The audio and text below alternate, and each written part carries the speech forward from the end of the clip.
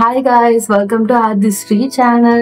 So நிறைய பேர் கமெண்ட்ஸ்ல வந்துட்டு உங்க டெய்லி ரொட்டீன் வீடியோ போடுங்க அப்படின்னு சொல்லிட்டு சொல்லியிருந்தீங்க. ஸோ அதனால தான் இன்னைக்கு மார்னிங்ல இருந்தே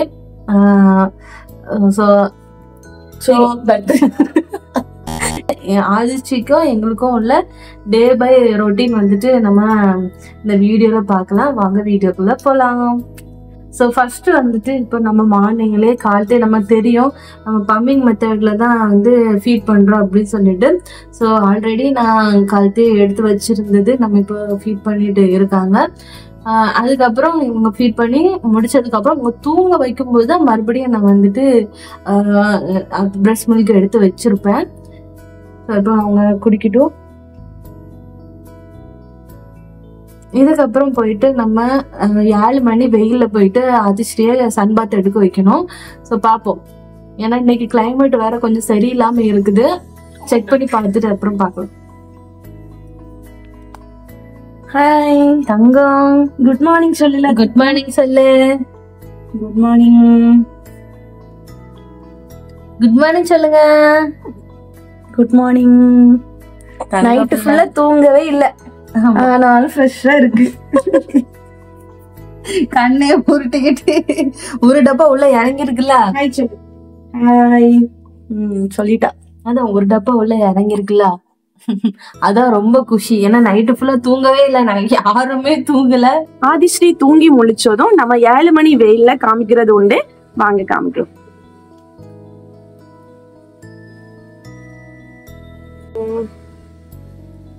வெயிலே ஃபேஸ்ல படல, ஏன்னா கிளைமேட் ரொம்ப மோசமா இருக்கு.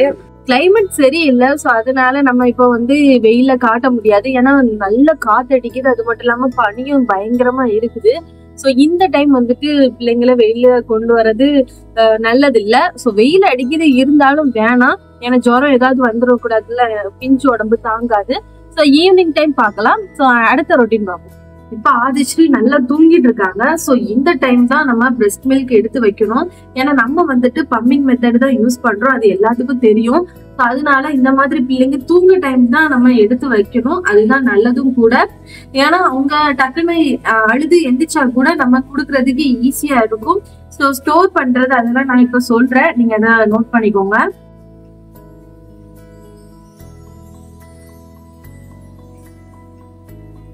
செம்ம குளிர்னாலதான் நாங்க அப்படி போத்தி வச்சிருக்கோம்.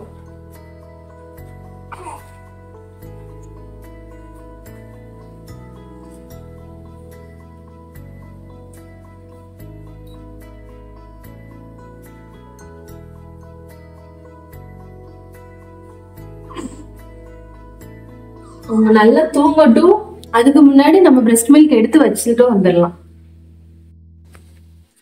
இப்போ நம்ம பம்மிங் மெத்தட்ல தான் நம்ம எப்பவுமே பிரஸ்ட் மில்க் வந்துட்டு எடுப்போம். ஸோ இது வந்துட்டு எல்லாத்துக்கும் தெரிஞ்சிருக்கும். நான் யூஸ் பண்ணுற மேனுவல் பம்மிங் மிஷின் இதுதான். ஸோ இதுல இருந்து நம்ம எடுத்துட்டு அதுக்கப்புறம் நான் யூஸ் பண்ற கிளாஸ் பாட்டில் இதுதான்.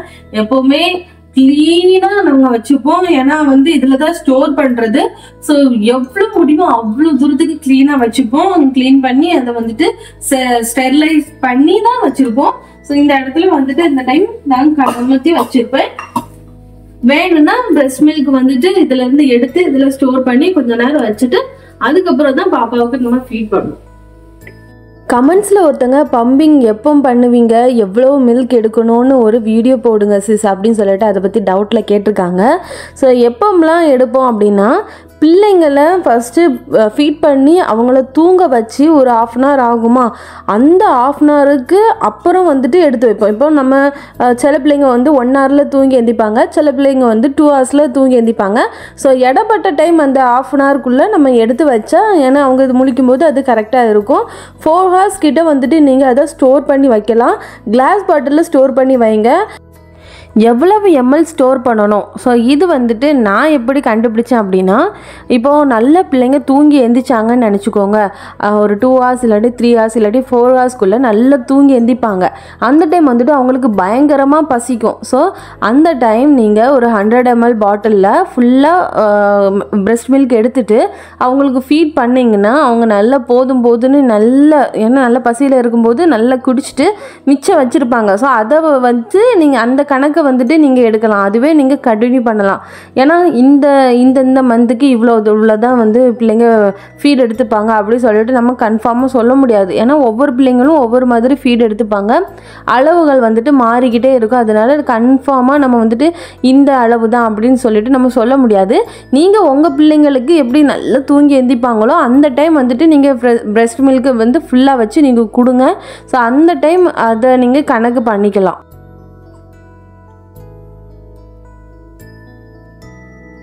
ஃபீட் பண்ணிட்டு அவங்களுக்கு வந்து ஏப்பத்தை எடுத்ததுக்கு அப்புறம் தான் படுக்க வைங்க.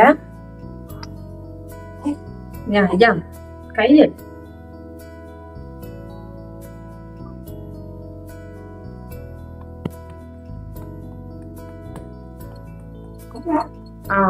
இப்படி தட்டினாலே வந்துட்டு ஏப்பம் வந்துடும். அப்படி இல்லைன்னா கூட கொஞ்சம் இந்த மாதிரி லைட்டா தடை விடுங்க. தடை விட்டுட்டு அப்புறம் தட்டினீங்கன்னா மீதம் உள்ள ஏப்பம்லாம் வந்துடும். ஸோ இந்த மாதிரி ஏப்பம் எடுத்துட்டு ஃபீட் பண்ணிட்டு ஏப்பம் எடுத்தாலே கொஞ்சம் பிள்ளைங்க நிம்மதியா தூங்க ஆரம்பிச்சிருவாங்க. இப்ப பாத்தீங்கன்னா ஆதிஸ்ரீ தூங்க ஆரம்பிச்சாச்சு. என்னன்னா சாப்பிடல. மணி இப்ப பாத்தீங்கன்னா 9:30 ஆகுது. இனிதான் சாப்பிடணும். ஆனா மார்னிங்கே வந்துட்டு நான் ஜூஸ் வந்து எடுத்துப்பேன் எப்பவுமே.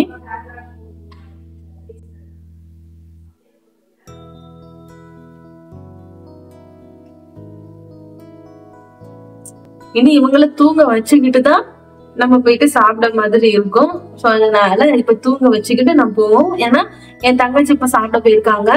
இனி அவங்க வந்துருவாங்க. வந்ததுக்கு அப்புறம் அதிசரியா அவங்க இருந்து பாத்துட்டு இருப்பாங்க. நான் போயிட்டு சாப்பிட்டுட்டு வந்துருவோம். ஏன்னா நிறைய பேர் வந்துட்டு இதை நான் சொல்லணும்னு நினைச்சேன். நிறைய பேர் கமெண்ட்ஸ்ல வந்து ஃபீல் பண்ணிட்டே இருந்தாங்க, எங்களுக்கு இந்த மாதிரி ஒரு சிஸ்டர் இல்ல, அம்மா இல்ல, அந்த மாதிரி நிறைய பேர் சொல்லி ஃபீல் பண்ணிட்டு இருந்தாங்க. எனக்கு ரொம்ப கஷ்டமா இருந்துச்சு. நமக்கு இருக்கு. அது வரைக்கும் ரொம்ப சந்தோஷம்.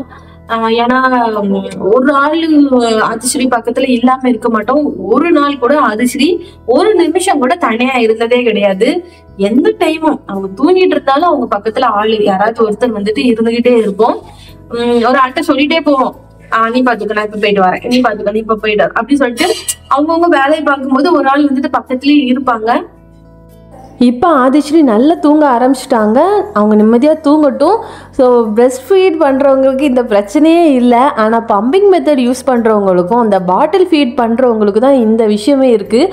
அதாங்க ஒரு டைம் ஃபீட் பண்ணாலே இவ்வளோ பொருட்கள் வந்து குமிஞ்சிரும்.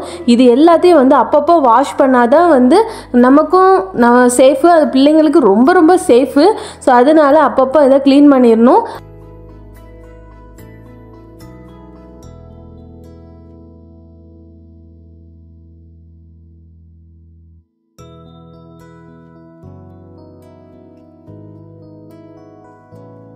எல்லா பொருளையும் அலைக்கா சத்தமே இல்லாமல் எடுத்து வச்சு வாஷ் பண்ண எடுத்துகிட்டு போயிடலாம்.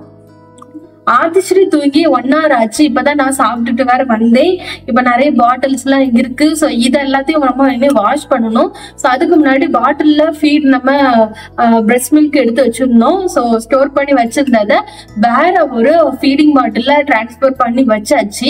இனி வந்துட்டு மிச்சம் எல்லாத்தையும் நம்ம வாஷ் பண்ணி எடுத்து வச்சுட்டோம்னா அடுத்தடுத்த யூஸுக்கு வந்துட்டு ஈஸியா இருக்கும். அடுத்தடுத்த வந்துட்டு நம்ம நார்மலா வாஷ் பண்ணி தான் அந்த மாதிரி வைப்போம். அதுக்கப்புறம் ஈவினிங் டைம் தான் திரும்பியும் நம்ம இந்த மாதிரி நல்லா வாஷ் பண்றது மாதிரி வரும். சோ அதனால வாஷ் பண்ணிட்டு அதுக்கப்புறம் பார்க்கலாம்.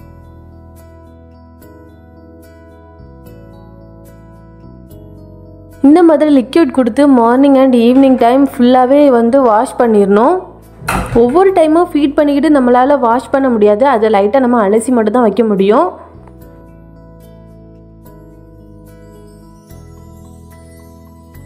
டெய்லியும் மார்னிங் அண்ட் ஈவினிங் நல்லா வாஷ் பண்ணுறதே பெரிய விஷயந்தான். ஏன்னா எல்லாத்துக்கும் டைம் கிடைக்காது. ஸோ அதனால் இந்த 2 டைம் வந்து வாஷ் பண்ணுறது நல்லா வாஷ் பண்ணி முடிச்சிடலாம். இப்போ ஆதிஸ்ரீக்கு மேல் துடைக்கணும். அதுக்காக கொஞ்சோண்டு சுடுதண்ணி போட்டு கொடுக்கணும். ஆதிஸ்ரீயை மேல் துடைக்க போகிறோம்.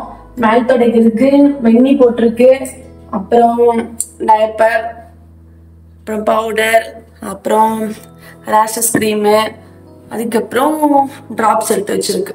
அதுதான் தொடச்சிட்டு ஆதிஸ்ரீயை தொடச்சிட்டு அப்புறம் வந்து பார்க்கலாம். ஆதிஸ்ரீக்கு என் தங்கச்சி மேல் தொடச்சிட்டு இருக்காங்க. அதுக்குள்ளே அவங்களுக்கு பவுடர் மில்க் கொடுக்கறதுக்கு வெண்ணி தண்ணி ரெடி பண்ணி வைக்கணும். ஸோ அதனால் அதை ரெடி பண்ணி அந்த ஃப்ளாஸ்கில் நான் எப்போவுமே எடுத்து வச்சுருப்போம் மார்னிங்கே.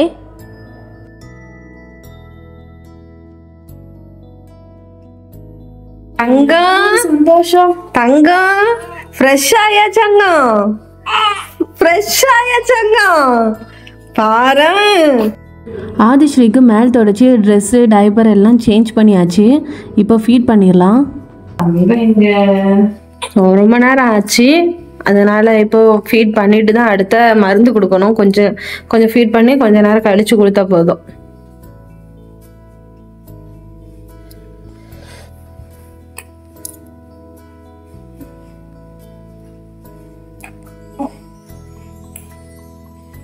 இப்போ ஆதிஸ்ரீக்கு பாதி ஃபீட் பண்ணியாச்சு. இனி மருந்து கொடுத்தா கரெக்டாக இருக்கும். எப்போவுமே பிள்ளைங்க மருந்து கொடுத்தாலே இந்த மாதிரி தான் பண்ணுவாங்க, அழுதுகிட்டே அப்படி அட்டகாசம் பண்ணிகிட்ருப்பாங்க. ஸோ சில பேர் கமெண்ட்ஸில் என்னென்ன ட்ராப்ஸ் எல்லாம் கொடுக்குறீங்க அப்படின்னு கேட்டிருந்தீங்க. சின்கோவிட் அப்புறமேட்டு விட்டமின் D3 இந்த ரெண்டும் தான் நாங்கள் கொடுத்துட்ருக்கோம். இது ஒரு சின்ன டிப்ஸ். இது வந்து நான் கமெண்ட் பாக்ஸில் தான் தெரிஞ்சுக்கிட்டேன். என்னென்னா எப்போவுமே மருந்து கொடுத்துட்டு நாங்கள் வெண்ணி தண்ணி கொடுப்போம். ஆனால் அதுக்கு பதில் நீங்கள் ஃபீட் பண்ணிங்க அப்படின்னா இப்போ மருந்தை வந்து சில பிள்ளைங்க வாயிலே வச்சுட்ருப்பாங்க.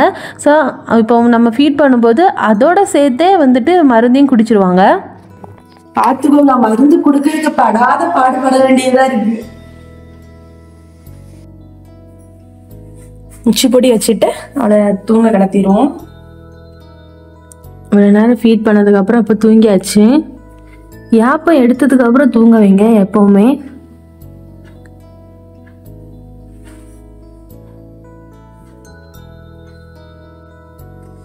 ஆதிஸ்ரீக்கு இது நேரத்தை யூஸ் பண்ணது, இதெல்லாம் இனி துவைக்கணும் இன்னைக்கு. சரி இருக்கட்டும். பிள்ளைங்களுக்கு யூஸ் பண்ணக்கூடிய ட்ரெஸ்ஸு அப்புறமேட்டு பெட்ஷீட்டு இது எல்லாமே வந்துட்டு டெய்லி மாற்றிடுங்க. அதுதான் அவங்களுக்கு சேஃப் கூட. வீடியோட டியூரேஷன் ரொம்ப அதிகமாக இருக்கிறதுனால இந்த வீடியோட கண்டினியூஷனை நெக்ஸ்ட் பார்ட்டில் பார்க்கலாம். பாய்.